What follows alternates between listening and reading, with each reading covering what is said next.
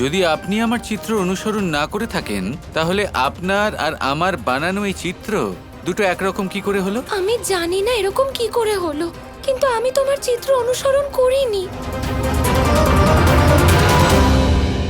মা, এবার নিজের সিদ্ধান্ত জানান।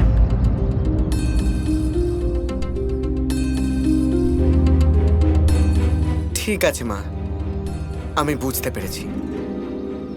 সিদ্ধান্ত খুবই সহজ যে শ্রী রাধা বাকে বিহারীর চিত্র অনুসরণ করেছেন, আর এটা সত্যি, কারণ শ্রী রাধা এতদিনে শ্রীকৃষ্ণকে ভুলে গেছেন, আর তাই উনি এই চিত্র নিজের মন থেকে বানাননি। এরকম কিছু না, আমি কৃষ্ণকে ভুলতে পারি না। এ হলো আমার অন্তরের কৃষ্ণ। এই চিত্র আমি মন থেকে বানিয়েছি, আর কৃষ্ণের ছবিকে আমি এক মুহূর্তের জন্য ভুলে যেতে পারিনি। কৃষ্ণের চিত্রর জন্য আমার কাউকে অনুসরণ করার কোনো দরকার নেই।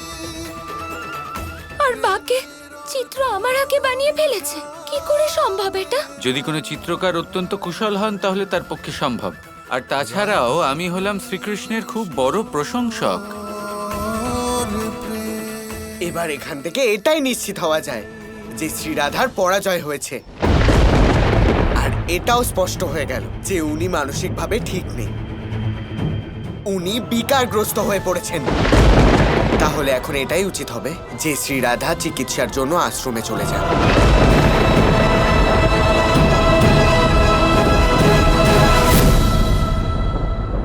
রাধা নিজের বোধ বুদ্ধি হারিয়ে ফেলেছেন, আর এটাই হবার ছিল, ওর কৃষ্ণের থেকে দূরে চলে যাওয়ার জন্য।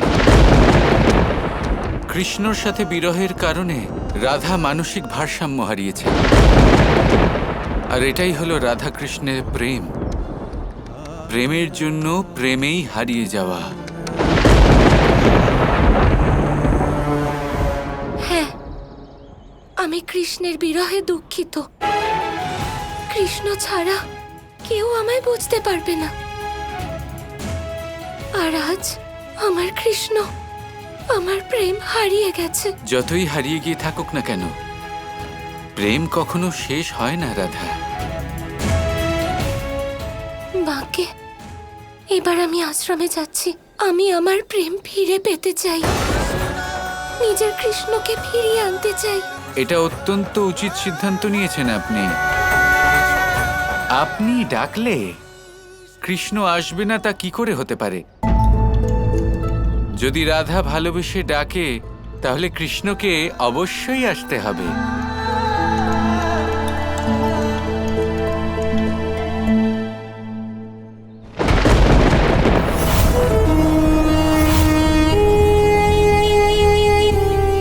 দন্তবক্রাসুর, নিজের গুরুর সামনে প্রকট হও।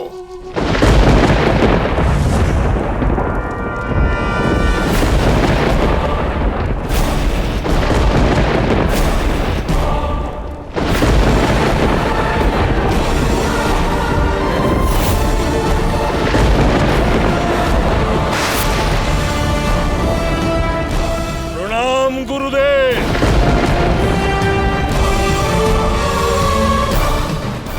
আদেশ করুন, আমায় এখানে কেন ডাকলেন? একটা প্রতিশোধ নেবার জন্য তোমাকে ডাকা হয়েছে। প্রতিশোধ? কার ওপর প্রতিশোধ? কৃষ্ণ।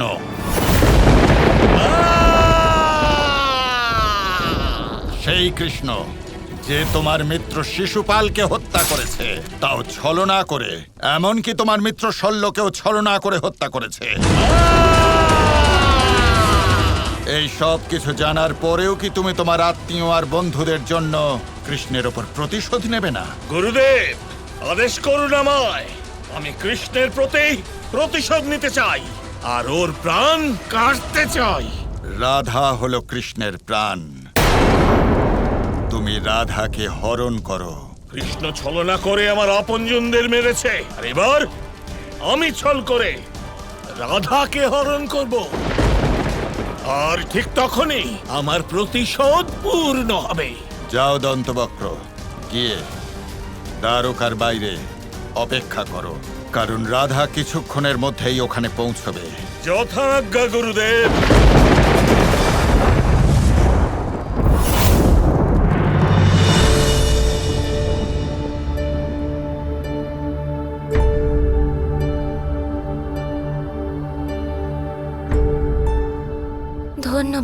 এত তাড়াতাড়ি? না মানে আমি বলছিলাম যে আপনি আমায় ধন্যবাদ কেন বলছেন? তুমি বলেছিলে না আমি কৃষ্ণের বিরহে অসুস্থ হয়ে গেছি, আমাকে সত্যের দর্শন করিয়েছো তুমি। আর সত্য তো এটাই যে আমি কৃষ্ণের বিরহে মানসিক আঘাত পেয়েছি। কৃষ্ণকে ছাড়া আমি আর কিছু বুঝতেই পারছি না। আমি আপনাকে শুধু এটুকুই বলবো যে এই যে আপনার অটুট আবেগ, তা শ্রীকৃষ্ণকে আপনার কাছে আবারও নিয়ে আসবে। কিন্তু আমি কৃষ্ণের কর্মভূমি দ্বারকা ছেড়ে যেতে চাই না। এই ভূমি হলো কৃষ্ণের অস্তিত্ব। আমি তো বলবো যে আপনি নিশ্চিন্ত হয়ে যান, আর কোনো বিষয় চিন্তা করতে হবে না।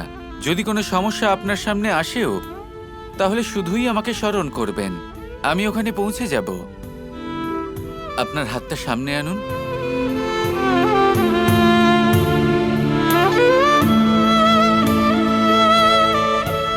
শুধু এই আংটির দিকে তাকিয়ে আমায় স্মরণ করবেন, আমি চলে আসব। তা কি করে সম্ভব?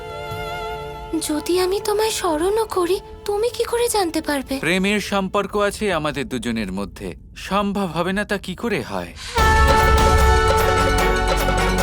প্রেমের সম্পর্ক? এসব কি বলছো? আমি হলাম এক প্রেমিক, আর এ হলো আরেক প্রেমিক। আমি তো ব্যবসাদার, তাই নিজের জিনিসের প্রতি আমার খুব ভালোবাসা, আর তাদের আমি অত্যন্ত সামলেও রাখি। যদি সম্ভব হয় আমার তরফ থেকে দেবী তুলসীর কাছে ক্ষমা প্রার্থনা করো। মনে হয় আমি সত্যি কথা বলায় উনি আহত হয়েছেন, কিন্তু আমায় যে সেই সময় সত্যি বলতেই হতো। সত্য কটু হতেই পারে, কিন্তু সত্য বলা অত্যন্ত প্রয়োজনীয়।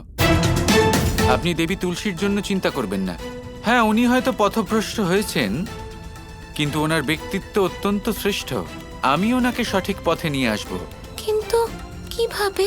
তুমি তো জানোই না যে দেবী তুলসীর জীবনে কি ঘটেছে, কেন উনি পথভ্রষ্ট হয়েছেন। এত চিন্তা কেন করি যখন সাথে আছে বাঁকে বিহারী? আমি একজন ব্যবসায়ী, আমার পক্ষে সবকিছুই সম্ভব। আর আরও একটা কাজ আছে যে আপনি ভুলে গেছেন, আপনার বানানো প্রতিমা যা কিনা হারিয়ে গেছে, সেটাও তো খুঁজতে হবে। সেই চিন্তাও করবেন না, আমি খুঁজে নেব। আপনার অনুপস্থিতিতে যত কাজ অবশিষ্ট আছে আমি পূর্ণ করব।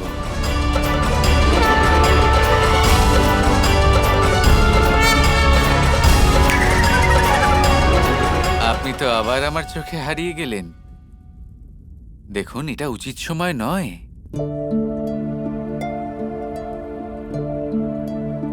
শ্রীরাধা, যাওয়া যাক।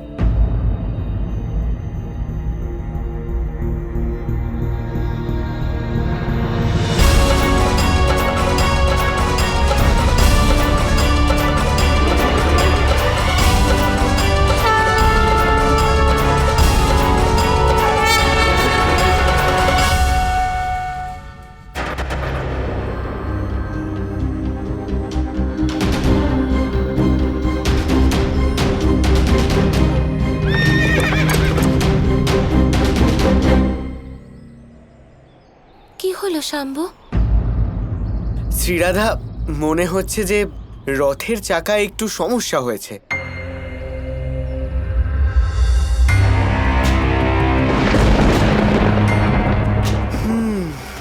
শ্রীরাধা, রথের চাকা ভেঙে গেছে, আর এটা ঠিক করতেও সময় লাগবে।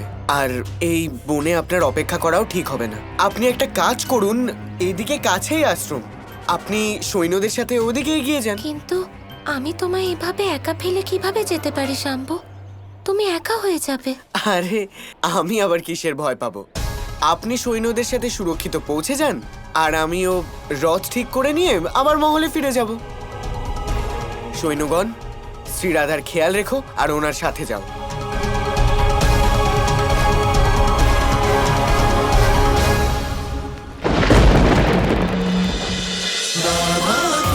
Krishna Krishna Krishna Krishna